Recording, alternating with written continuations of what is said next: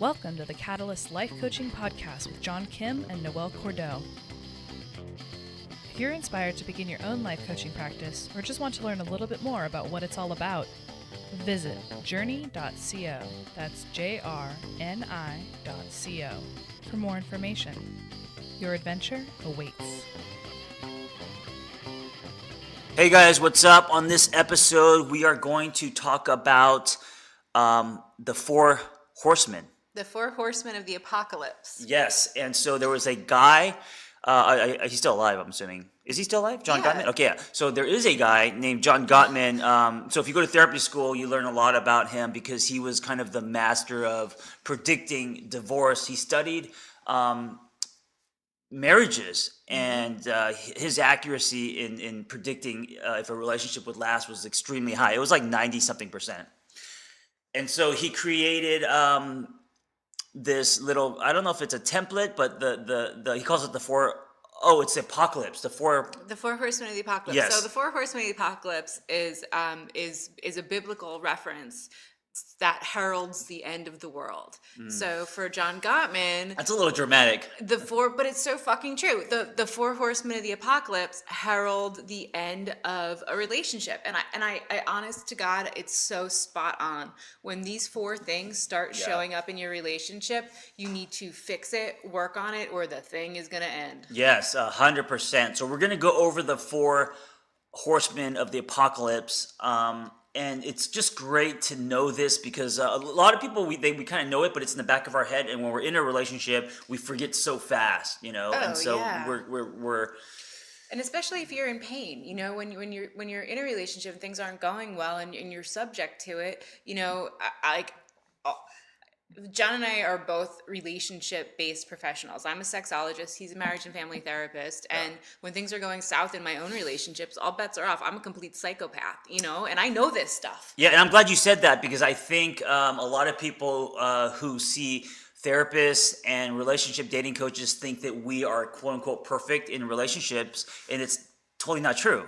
No. We also have triggers. We also have, it's because, you know, when feelings come into play, everything that you know and everything you studied kind of goes out the window. Well, it's your life, you know, it's like you can be really great at your job and still be going through stuff on your own. Yeah. I always make that reference that, is it Phil Jackson? I'm not a big sports guy, but Phil Jackson could take the Lakers to playoffs, right? But he can't necessarily throw free throws like Kobe. So just because you're a coach doesn't mean that you're a master at whatever you're coaching, right? Yes. You're good at helping people. You're good at helping people. Yes. And that's why coaches need coaches. Right. Do as I say, not as I do. Right. Exactly. Exactly. Okay, so let's go over this. All right. So the four horsemen of the apocalypse, I'll tell you what they are and then we'll get into them. Mm-hmm. So the first one is criticism, then there's contempt, then there's defensiveness, and then there is emotional stonewalling. Yeah. So let's take them one by one. So criticism, this isn't just, you know, feedback or talking about things or bringing up something that you'd like to work on. Criticism is when you're like actually cutting your partner down to their core and just getting at stuff in kind of a nasty, gnarly way. So criticism can actually be healthy, right? So for me, it's this idea of assassinating one's character. So for example, you know, me being a writer, relationships I've been in the past, I would ask them to read my writing or my screenplay, and I would generally want criticism on that. Right. But not necessarily on my character. Right. Well, I mean, I think a good example is like if your partner is running late and they don't call you, and, you know, a healthy way to express that is to say, hey, I'm so glad you're home. When you don't call me, I feel nervous, sad, scared that like perhaps something has happened to you. I feel disappointed that we missed our dinner date.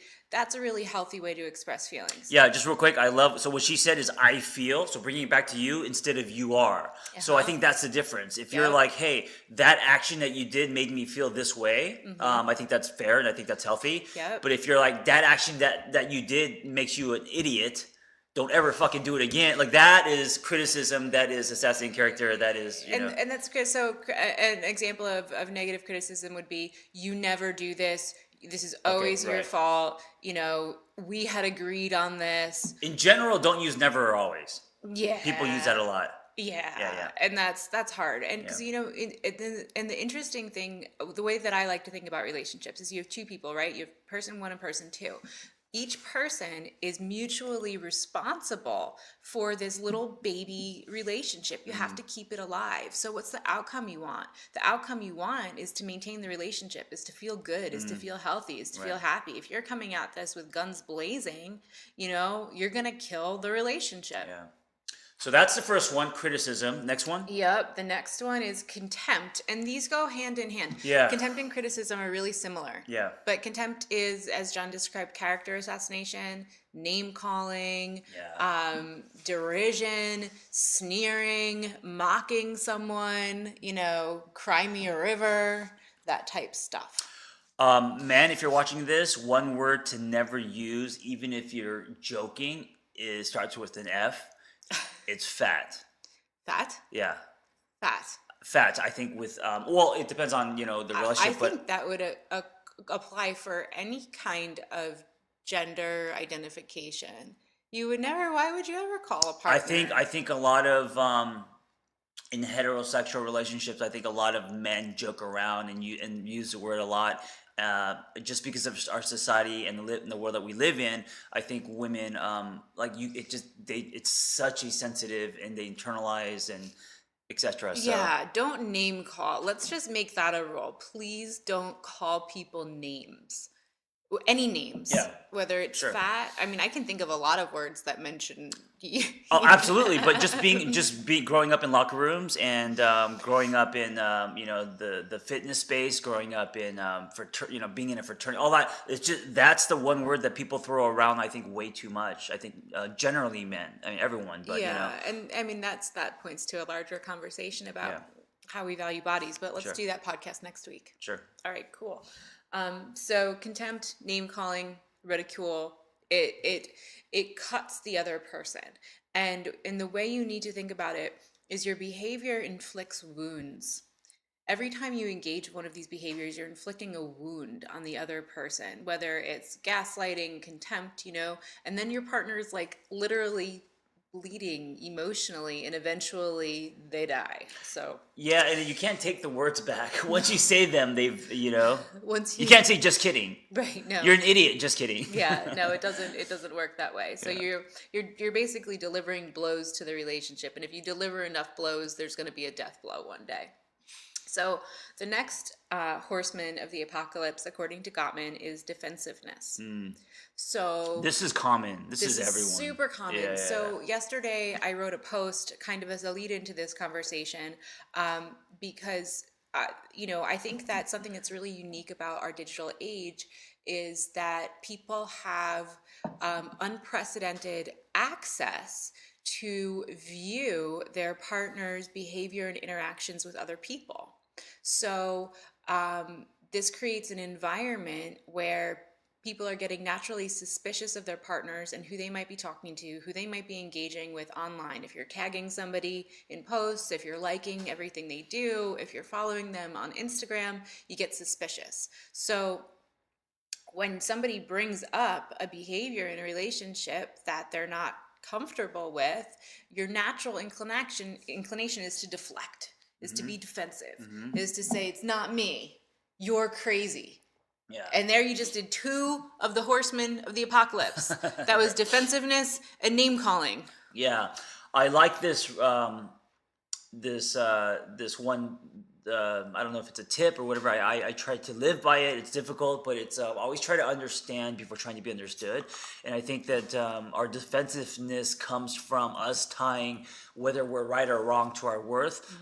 We are usually thinking about how to defend our position or our opinion or whatever while the other person's still talking. So, take it out of the courtroom and just listen, put your shield down, try to understand. That being said, you do have a right to your own opinion, but I think that most people are very reactive and they defend and when you're doing this, you're not hearing the other person.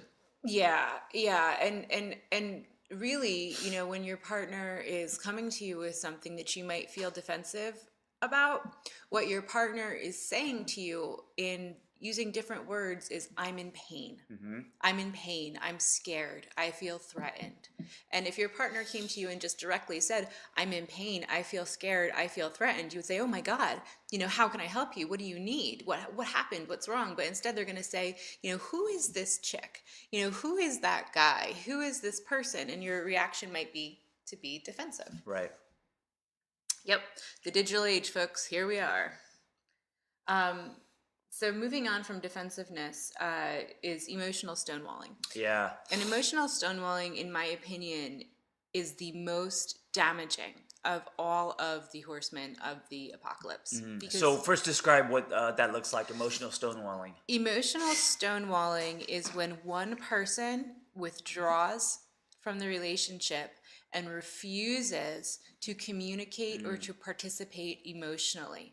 So this is, as I described death blows being issued, this is where you leave your partner on the ground and they're just bleeding out.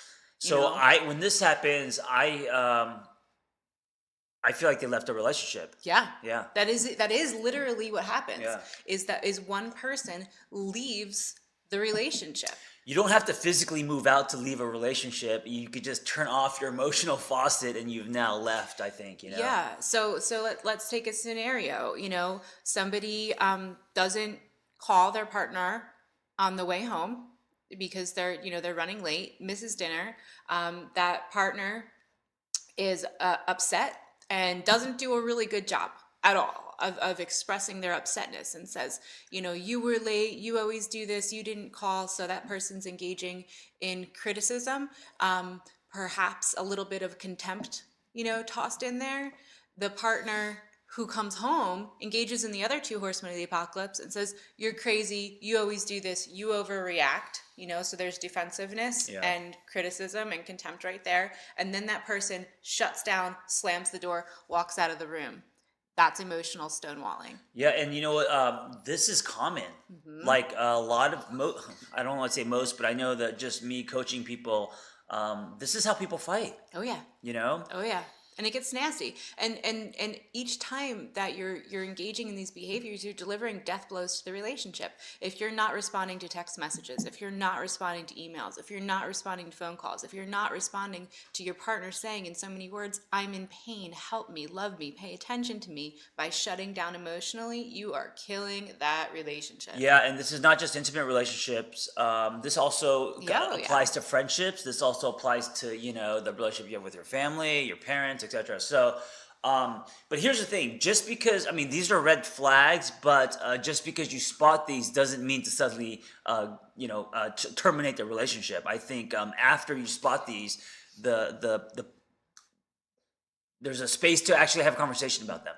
Yeah. Right? For people to be aware. Right. And being able to name them, being able to point to this technique, being able to say, hey, this is a relationship theory that I learned about. There are these things called the 4 horsemen of the apocalypse. Yeah. I think that we do them to each other. I want to be better. I want you to feel better. I want me to feel better. I think we can partner better.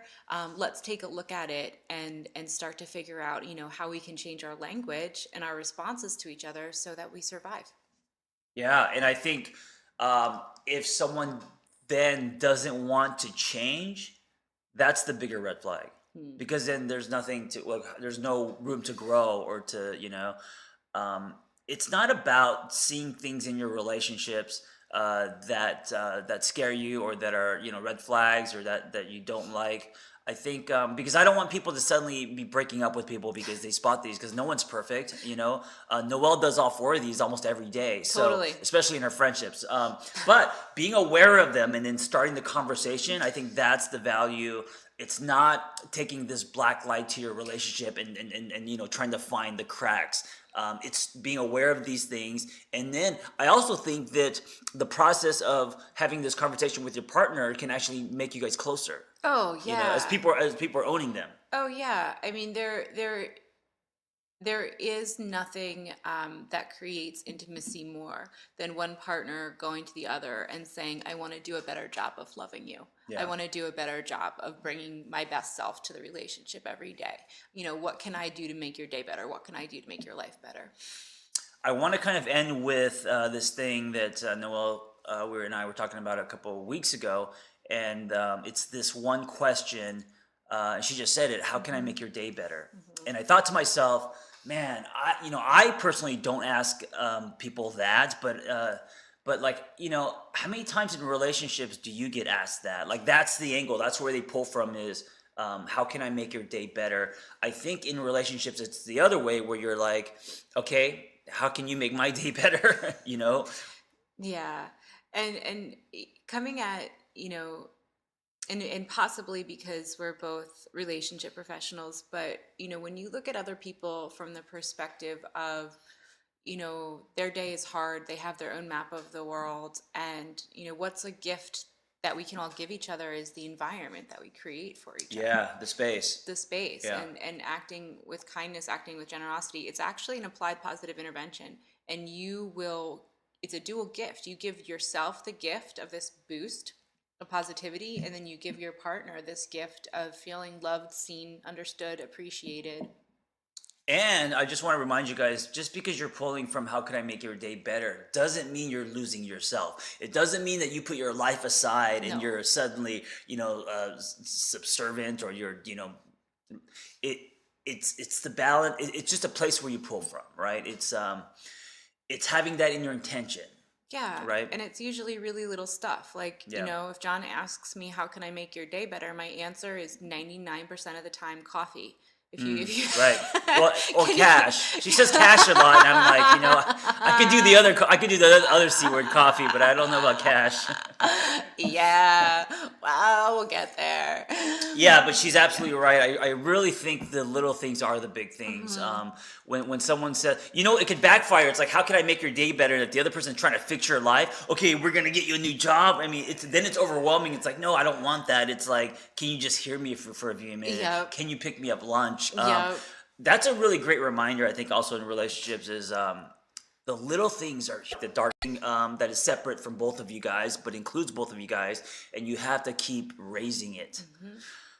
Guys, happy Friday, and thanks for listening. I want to remind you again, it's not about how many times you fight, it's about how you fight. Oh, yeah. And that's another thing I think it's a great misconception. Like, a lot of times I'll do a session and they're very discouraged because they fight all the time.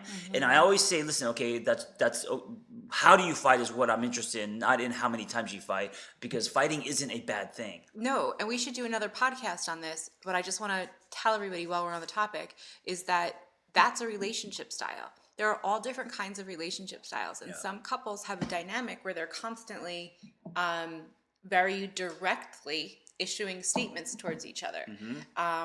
It's not bad. It's just reality. Yeah. All right, guys, be well and fight well. Yep. And we will see you next Friday. Yep. Take care. Have a great one. Thanks for listening to the Catalyst Life Coaching Podcast, brought to you by JRNI. If you'd like to learn more about what you've heard on today's show, visit JRNI.co. That's JRNI.co. And request more information about the Catalyst Life Coaching Intensive, or just keep in touch.